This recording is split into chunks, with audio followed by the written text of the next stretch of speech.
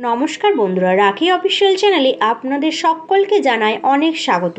আশা করি ঈশ্বরের কৃপায় আপনারা সকলে ভালো আছেন এবং সুস্থ আছেন।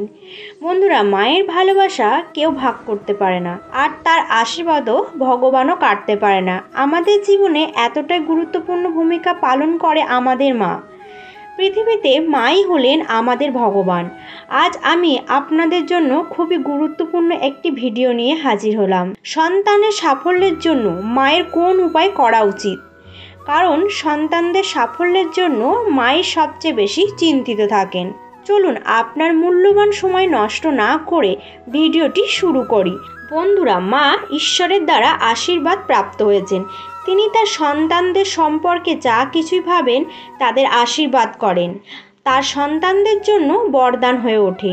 মায়ের চেয়ে সন্তানদের জন্য ভালো আর কেউ ভাবতেই পারে না। বাবাও সমান ভূমিকা পালন করে, কিন্তু মা ভগবানের কাছ থেকে আশীর্বাদ প্রাপ্ত এমন এক দেবী, যিনি আপনার জীবনে একজন অসাধারণ ব্যক্তিত্ব। তিনি আপনাকে পৃথিবীতে এনেছেন। যিনি মায়ের আশীর্বাদ পান তার কোনো কাজ নষ্ট হতে পারে না। যারা মায়ের আশীর্বাদ নিয়ে কাজে যায় তাদের কাজে কখনো কোনো বাধা আসে না। সন্তান যদি বিরক্ত হয়, আঘাত পায়, হোঁচট খায়, মন খারাপ করে, তখন মায়ের মধ্যে অশান্তি শুরু হয় যে নিশ্চয়ই কিছু অঘটন হয়েছে।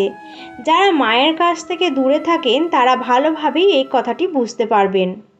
কখনো না কখনো আপনার সাথে এমনটা হয়েছে। আপনি খুব সমস্যায় আছেন, আপনার মন অস্থির হয়ে উঠেছে, তখনই আপনি আপনার মায়ের কাছ থেকে ফোন পেয়েছেন। এমনটা নিশ্চয়ই আপনার সাথে ঘটেছে। এই জিনিসগুলো হলো ঈশ্বরের দ্বারা মাকে দেওয়া ঐশ্বরিক শক্তি। সেই কারণেই বলা হয় সন্তানের জন্য উপরে অর্থাৎ স্বর্গে ঈশ্বর এবং নিচে অর্থাৎ পৃথিবীতে মা। মায়ের আশীর্বাদ এতটাই শক্তিশালী যে সন্তানদের যে কোনো সমস্যা, চাকরি, পড়াশোনা, ব্যবসা, বিবাহ, মা পূজা পাঠের মাধ্যমে সব সমস্যার সমাধান করতে পারেন। আমার বলে সেটা বোঝানোর দরকার নেই যে মায়ের মধ্যে কতটা শক্তি রয়েছে।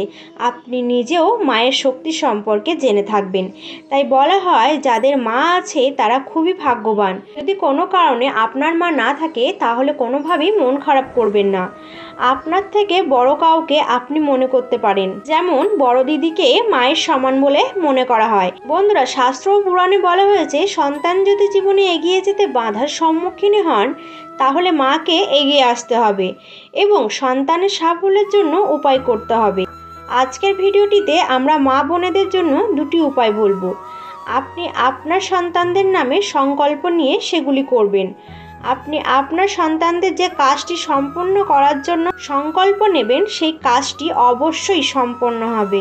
তো চলুন জেনে নেওয়া যাক সন্তানের সাফল্যের জন্য মাকে কি কি উপায় করতে হবে। প্রথমত, যখনই দেখবেন আপনার সন্তান কোনো কাজে বারবার ব্যর্থ হচ্ছে, জীবনে উন্নতি করতে পারছে না, আপনি মনে মনে সংকল্প নেবেন যে আপনাকে আপনার সন্তানের জন্য কিছু করতে হবে। সেই দিন থেকে 7 দিন আপনাকে এই সহজ উপায়টি করতে হবে। যে কোনো দিন থেকেই শুরু করতে পারেন। আপনি আপনার সুবিধা মতো সময় বেছে নিতে পারেন। এতে সময় বা দিনের কোনো গুরুত্ব নেই। আপনি কেবল মাথায় রাখবেন আমি আমার সন্তানের সাফল্য চাই। আপনি আপনার সন্তানের সমস্যা অনুযায়ী সংকল্প নেবেন।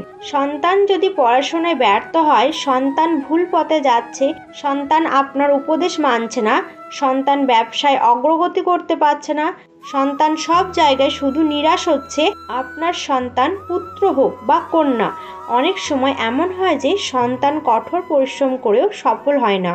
তারা ক্লান্ত হয়ে পড়ে, সন্তান বিভ্রান্ত হয়ে পড়ে। কিন্তু একজন মা তার সন্তান সফল না হওয়া পর্যন্ত ঈশ্বরের ওপর ভরসা ছেড়ে যেতে পারে না। তাই মায়ের জন্য প্রথম উপায় হলো, সন্তান যদি পড়াশুনো করে চাকরি না পায়, সন্তান ব্যবসায় যদি লোকসান হয়, সব কাজে যদি বাধা আসে, আপনার কথা মানতে রাজি না হয় বা খারাপ সময় হঠাৎ করে তার আচার আচরণ বদলাতে শুরু করে, সে অন্যের কথা মানতে শুরু করেছে এবং তার বাবা মা বা বড়দের সম্মান করছে না, এই সব সমস্যা সমাধানের জন্য আপনি সংকল্প নেবেন। সন্তানের নামে সংকল্প নিতে হবে। আমি আগেই বলেছি যেদিন আপনি সংকল্প নেবেন আপনাকে কি করতে হবে, মনোযোগ দিয়ে শুনুন। যদিও এই উপায় করার জন্য সময়ের কোনো গুরুত্ব নেই, তবুও আপনি চেষ্টা করুন।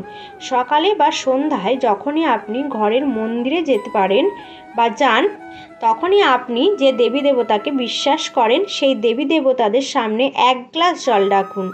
যেদিন আপনি সংকল্প নেবেন সেদিন আপনার ডান হাতে একটি সংকল্প সুতো বেঁধে নেবেন। গঙ্গা জল দিয়ে হাত শুদ্ধ করবেন, অর্থাৎ হাত ধুয়ে নেবেন। এরপর কিছুটা গঙ্গা জল ডান হাতে নেবেন, তাতে কয়েক কোটি চাল ও একটি লাল ফুল নিন। তারপর আপনি আপনার হাত মুঠো করে নিন এবং আপনার সন্তানের নামে সংকল্প নিন এবং আপনার মনোকামনার কথা ঈশ্বরকে জানান। এরপর আপনাকে একটি মন্ত্র বলতে হবে। মন্ত্র মানে এখানে কোনো নির্দিষ্ট মন্ত্র নেই। আপনি যে দেবী দেবতাকে বিশ্বাস করেন সেই দেবী দেবতার মন্ত্র জপ করতে হবে। ধরুন আপনি যদি মা লক্ষ্মীকে বিশ্বাস করেন তাহলে মা লক্ষ্মীর মন্ত্র জপ করতে হবে। এভাবে সকল দেবদেবীর বিশেষ মন্ত্র থাকে, সেই মন্ত্র আপনাকে 108 বার জপ করতে হবে। এমনও হতে পারে আপনি আপনার প্রিয় দেবী দেবতার মন্ত্র জানেন না, তাহলে হিন্দু ধর্মের সবচেয়ে শক্তিশালী মন্ত্রের মধ্যে অন্যতম মন্ত্র হলো গায়ত্রী মন্ত্র। এমন পরিস্থিতিতে আপনি গায়ত্রী মন্ত্র জপ করতে পারেন। তো এভাবে আপনি 108 বার জপ করুন। 108 বার জপ করার ফলে ভগবানের সামনে রাখা জল অভিমন্ত্রিত হয়ে যাবে। এরপর আপনি ভগবানকে প্রসাদ নিবেদন করুন এবং আপনার সংকল্পের কথা ভগবানকে বলুন। এরপর সেই জল আপনি আপনার সন্তানকে পান করান। মাত্র 7 দিন এই কাজটি করলেই চোখে পড়বে চমৎকার। এখন দ্বিতীয় উপায়টি জেনে নেওয়া যাক। দেখুন, অনেক সময় এমন হয় সন্তান ঋণে জড়িয়ে পড়ে এবং তাকে আর্থিক সমস্যায় পড়তে হয়। সন্তানের বিবাহে বাধা আসে বা তার বিবাহিত জীবন সম্পর্কে ফাটল ধরে। এরকম পরিস্থিতিতে আপনাকে যা করতে হবে তা হলো আপনাকে এমন একটি ফল নিতে হবে যেন 7 দিন পর্যন্ত খারাপ না হয়, কারণ এই উপায়টি আপনাকে 7 দিন ধরে করতে হবে। এমন পরিস্থিতিতে আপনি নারকেল নিতে পারেন। এরপর প্রথম উপায় যেভাবে বলেছিলাম সেভাবে আপনাকে ঘরের মন্দিরে যেতে হবে। গঙ্গা জল দিয়ে হাত শুদ্ধ করতে হবে, তবে এবার আপনাকে জলের পাত্র রাখতে হবে না। এরপর আপনাকে আপনার ডান হাতে নারকেল নিতে হবে এবং তারপর বাম হাতে রাখতে হবে। এরপর আপনাকে শান্ত মনে ওম এই কথাটি 108 বার বলতে হবে। আপনি মনে মনে 108 বার গুনতে পারবেন না, তাই আপনি 7 মিনিট ধরে এভাবে করুন এবং নারকেলটি ঠাকুরের সামনে রেখে দিন এবং প্রার্থনা করুন, হে ঈশ্বর, আপনি আমার সন্তানের জীবন থেকে সমস্ত সমস্যা অবিলম্বে দূর করুন। মায়ের দ্বারা করা প্রার্থনা কখনো খালি যায় না। এভাবে 7 দিন করুন এবং 7ম দিনে এই নারকেল প্রসাদ হিসাবে আপনার সন্তানকে খাইয়ে দিন। তো বন্ধুরা, এই কার্যগুলি আপনারা আপনাদের সন্তানদের ভালোর জন্য করতে পারেন। দেখবেন 7 দিনের মধ্যে আপনারা সুফল পাবেন।